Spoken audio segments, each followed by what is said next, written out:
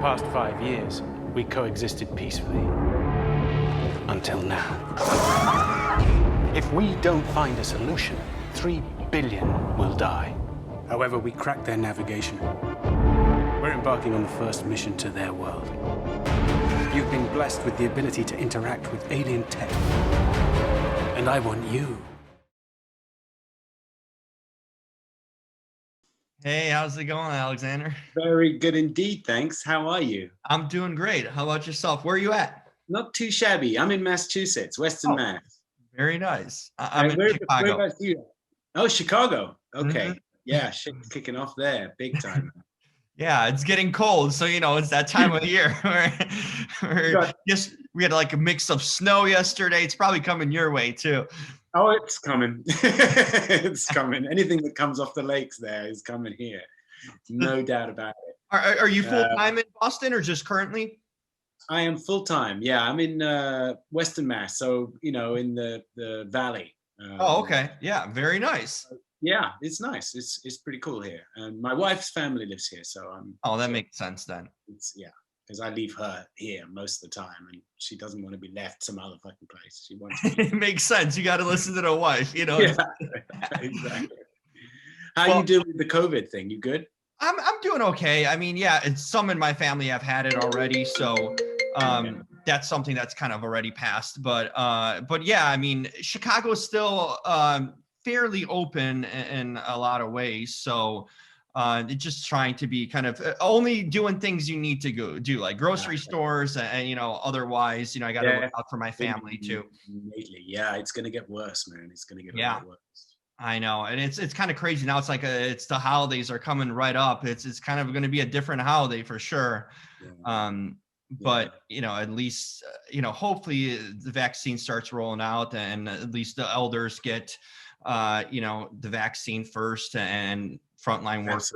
My sister is a nurse too, so she's like directly sometimes administering these tests. Oh, mm-hmm. So good luck to her. Good luck to your whole family, man. Thank you. We're good. We're none of us are nurses. We're just. I'm an actor. My wife's a lawyer, so she does her stuff from home. So. Yeah, my sister's a nurse, so I always hear first person account of what's really going out there. So they have a tough job to do. That's for sure. There's definitely a newfound respect in so many ways, if I didn't have it already, for what she does and all these healthcare workers. Absolutely. Well, now, she's your sister, man. You don't respect your sister until. Right. Like, yeah, exactly. There you go. Well, I'm so happy that I get a chance to talk to you. Been a longtime fan of yours from the Star Trek days, and Gotham as Ra'al Ghul, and just so many other Doomsday, so many movies that you've done over the years. I've been such a big fan of yours. So I'm really excited to talk to you and just about your career, and even in this movie, which so cool to see. That's great. I'm all ears. I'm happy. I was curious, were you because this is part of the trilogy of the Skyline films. Were you familiar before with the other first two? I think it was Frank Grillo was in the second, and first one was Eric Belfour. Yeah, I didn't have a Scooby, as the Scottish like to say. I didn't have a clue, and it was but that's great. You should just approach a thing as if you're the first person on the moon. Why kind of look for other people, and so it was a real delight to get the script. And it was kind of weird because it's a script that if you read it, you think to yourself, okay, this is clearly in my head. I've got there's a style in which this needs to be shot for this to work, because some of this is kind of goofy. And if the director was like trying to make Citizen Kane, we'd be in all kinds of trouble. Right. He wasn't, thank goodness. He really did want to. This is what he wanted to do. He wanted to make a fun kind of romp through a sci-fi story with all the bells and whistles that come along with it. A very Neil Marshall-esque, which is, you mentioned Doomsday, but Neil Marshall is just one of those guys who just throws everything into his films. Every kind of genre and every idea he has gets in there. And Liam was doing the same thing. And I was like, okay, cool, we can do this. This is going to be fun. I know where to pitch my performance, and so do the others. And the only one who had a really hard time was Lindsay Morgan, who was starring in it. Because she had to work so hard. She is in every damn scene, and she had to do fights and then be nice. And she did something that I don't think I've seen another actor do of her in her place. And what I think is going to be really interesting for her going forward, and I hope she becomes a huge movie star, is that she encompasses both the charm and the steel bitch that you need to play both this sort of character. You know, even Angelina Jolie, when she did Tomb Raider, just couldn't pull it off. She was just charming. But the steeliness, yeah, he didn't really buy it. He didn't really believe she could do that with a knife or that with a club. But Jessica, you can believe she can do it. She actually has the athleticism. It's astonishing. Yeah, I'm looking forward to talking to her later this week. So I'm definitely going to bring that up too, you know, that side to Lindsay.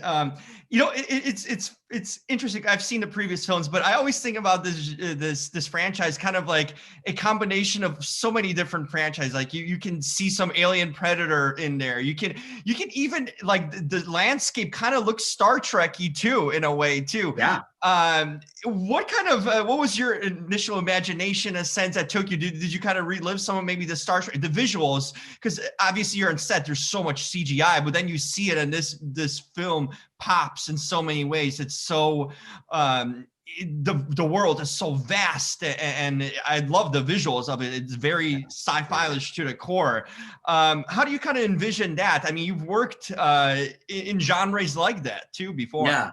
This is old school for me. This is just, you know, this is home, you know. So when I turn up on set and it's all practical, it's all around me, and you can, you know, hit a button, and you know, the doors need to be slid by someone hiding behind them and stuff like that, which is what the Star Trek sets were.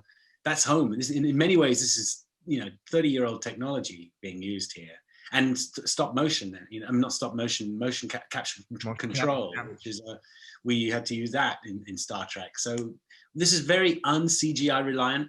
And part of the reason that is, Liam will probably explain, the director will probably explain that to you a lot better than I do. But I'm guessing, surmising from the budgetary constraint of the film, if you start to mess around with relying on someone else at a computer to deal with cleaning up your mess, then you're going to be in trouble with this budget, because those things go up, you know, you're talking about hundreds of thousands of dollars every day that one of those geeks sits at their computer and screws around with the CGI. Right. So you want to do it in camera if you can. You want to get everything done in that box. And that's what Liam did. And it's kind of fun. You know, it reminded me back in the day. And even, I didn't really shoot many very heavily CGI stuff, hugely heavily CGI stuff. This is probably up there. But I just like, this is the stage, you know, this is where we act. This is our space. And we don't have to rely on tennis balls and weird things floating around for us to go, oh, we've got to just imagine our world. The only time we had to imagine our world was when we're actually gripped by monsters. We're struggling with, you know, alien bad guys or whatever they are. And that's tough, because you've got, right, something grabs you around the neck. Now something grabs you around the belly. Now it's pulled you 6 feet off the ground. You're like, yeah, it's like a immediate reaction to that. That's needed. That's tough. But it was really good fun. And I think some of the fun we had on set really translated and went into the movie, which sometimes happens. And it makes for a much more fun experience for the audience. And I genuinely think they will enjoy, you know, people who are enjoy this kind of thing. I mean, forget it. If you only watch sort of Dostoevsky films, then you're going to be, no, that's not your area. But this is a lot of fun. I watched it on Friday. It's Monday today, just in case you're watching this some other time. And it's I just enjoyed it. My wife watched it. She really enjoyed it. And you have to just invest, you know, like even with Alien and that franchise, that first 3/4 of an hour, half an hour, you have to just go, right, this is the world they're shaping their world. They're showing you what you're doing. And then soon they're going to hit the button. And there's a point, which I can kind of point to, that they hit the button and it just goes, and the whole movie takes off. Yeah, you allow yourself to enter that world, you know, and leave all false pretenses on the side and just go along the journey, because it's a journey. These films like that, you know, they take you into this imaginative kind of world and in space, you know, that you need to open up your mind to and kind of envision too, as the movie's trying to tell you in a lot of ways too. Yeah, I think it delivers, and I was really happy with it. That's great. You know, I really enjoyed your performance as Ra's al Ghul on Gotham, and that character in live action hasn't been done. I know Christopher Nolan's done it in his trilogy, but really that was kind of a rare, in a sense, opportunity to play that character who's so big in that DC universe. Tell me about your experience on Gotham and playing that character, because I thought it was really cool that you got that opportunity to do it, and you did a great job with it. Thank you. Well, I was working with a really, I can actually say, the complicated thing in these wonderful interviews that we get to do, we come on here and we talk to these fantastic journalists, and you're one of them, is that we are kind of always paid to say nice things. Yes. and the truth very rarely gets to kind of put its head in the door unless someone steps out of line. But I try and stick to the truth as much as possible, so people can read the line between the lines, and I try and give them clues that I'm not happy with a project and I'm not happy with them. But I was really happy with some elements of Gotham, and one of the things I loved about it was the cast. They were fantastic actors, and David, the kid, not such a kid. Yeah. He's late teens. Now he is, right. But he grew up on the show, basically. He grew up on the show. Yeah. He's a fine actor. I mean, a really first-rate actor, and he doesn't know it. So mature. I've met him on multiple occasions, just like as like an adult. You know, when he was younger too, I spoke to him multiple times. Just fantastic, smart young individual. Smart, great family, strong mom. You know, a good family all around. And a tiny little dog that probably shouldn't be a dog, but nevertheless, everything else is great about that family. And that dog is so loved. And so I had all this wonderful background, people with terrific talent working all around me, from Sean Pertwee, you know, all around the clock. The only disappointment I had with it, was that I don't think the character Ra's really got into the meat and potatoes of what I wanted for him to achieve. I think he could have been much more hands-on with the young Batman. Right. The pre-Batman, if you like, and we could have seen much more of how that Batman arrives. And there was a couple of scenes that dealt with it, and they were kind of there, but I was messing around with other people. Yeah, what are you doing with this woman and that person? When actually my focus was laser-like on Batman, and that's how it should have stayed. But I'm just a whiny actor. So that the amount of actors go, hey.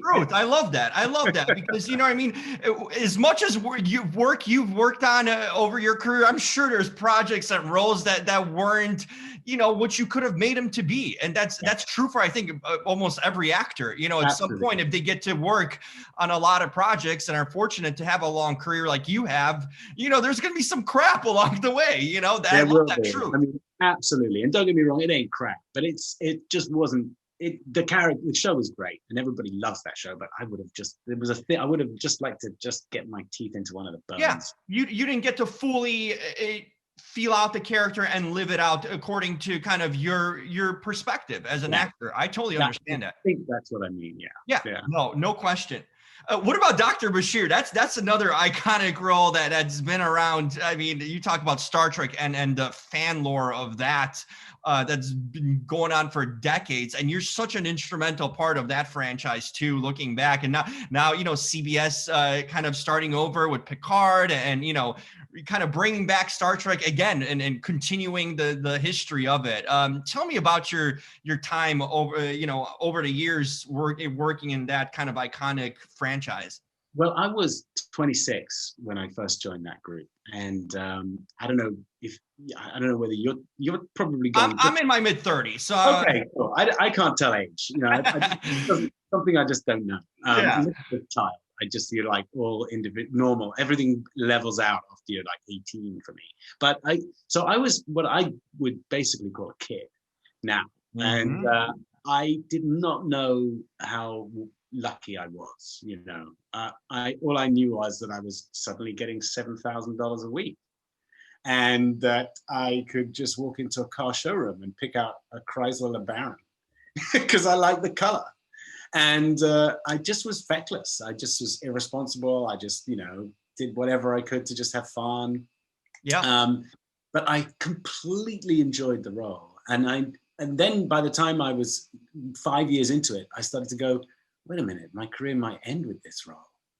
Other Star Trek actors finish their careers on Star Trek. They don't get to do much after that. Right. And True. I started to worry. And then I was like, oh, I just can't wait for it to stop. I want to get on with the next part of my career. So when it ended, I was like relieved. I was like, okay, now I'm going to start. And it was very, very difficult to get going, by the way. It took me a good year and a half to even start getting other work or looking at other work. Such was the I don't know, people just felt Star Trek actors weren't actors, which was patently untrue given our beautiful cast. But I didn't appreciate it because I was a kid, is basically what I'm saying. And as much as I should have now, and in the last 10 years, I've so appreciated it, partly because I've spoken to so many people about it. And I've met a lot of people who enjoyed the show. And boy, did I not realize just how much it meant to them and how much the various characters meant to them. Yeah. And now we're doing COVID. I'm seeing a whole new side to it because I have a little social club where we meet, and I meet a bunch of fans if they want to turn up, they just tune in and we talk. And I find out that this appealed to them because they were, like that, or insecure or lonely, or didn't feel good about the fact that they hadn't come out of the closet about being gay or whatever. And these characters all gave them something to just go, it can be done. These guys are doing it. That's kind of the beauty of sci-fi, though, isn't it? I mean, it's the power that you have that you don't even know how many people are impacted in different ways. You kind of just live the character, and they have a whole different meaning into their lives that they take from them. And that's what I mean. That kind of franchises like that. There's generations, that have been following it, and people know around the world. So that's a pretty cool thing to have when you look back on your career, to be part of that and know that you've potentially changed lives and impacted people in so many ways just by doing a role. Absolutely. And in some ways sorry. No, I should finish on what you were going to say. I was just going to say, in some ways, it's probably right that I didn't worship it. I didn't have any respect for it. I underestimated it when I was there because I was just free, and acting I wasn't intimidated by the studio or the sets or the people or anything. I was just like, hey, this is what I do. I'm going to go and buy a Chrysler Banner. Well, that's right. Hey, you're young. Now you mature over the years and you kind of see it, looking back at it, just a part of your human growth.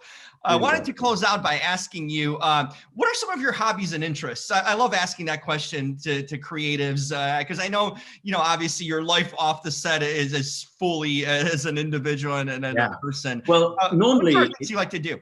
We rent a house in Massachusetts, so I don't have a garden, but I normally love gardening. I'm a massive fan of gardening. And I absolutely love it. And but because it's a rental, I'm not going to spend any time doing that. And I also love working in the shop. I like making stuff. I like working with wood. And I just kind of mainly like just hanging out in Home Depot in the machine aisle. Yes. I can relate. And then COVID, my absolute lifesaver has been my Xbox. And I've got an Xbox One just over there. Oh, nice. I just play, I've got time. I'm out of work. It costs me money to leave the house. It's dangerous to leave the house. So I stay in the house, and my wife's like, you go do it, whatever. Yes. And she's supportive of it, which is great. You can be a big kid in that way too, She knows that it keeps me sane, otherwise I'd be just like, what am I going to do now? I can read, and I will, and I got books that I love to read, but I just unwind. Right now I'm playing Destiny 2. So it's just like going in that direction. Good one. Well, I love that. I love finding out that that's the sort of rich stuff you get, when you don't know about someone that you've kind of watched for years. I would have never guessed. You're a gardener and an Xbox fan. That's so cool. I grew some little tomatoes too, so I've been doing a little bit of that. You're a gardener too. Cool. Yeah, that's there great. you go. Do you play games? Yeah, I got a PS PS4. I mean, I'm hoping for a PS5 sooner. Yeah, get in line, pal. Yes, exactly. But I went Black Friday shopping about like 5 PlayStation games. I got the sports games. I got this game called Mafia, and I'm ready to go at it. So fantastic. Well, may you have many pleasurable hours. That's the best way to spend this COVID hell. That's right. Well, Alexander, it was a honor and a privilege to get to talk to you. I've been a longtime fan of your work over the years, and it's so cool to get to talk to the person himself. And you're just a fantastic individual, and I really enjoy my time. Thank you. Take good care now. You too. Health and safety to your family first. Yeah, listen to that sister of yours. Thank you. I'll relay that to her. Okay. Hopefully catch up soon. Cheers, my friend. Bye-bye. Bye.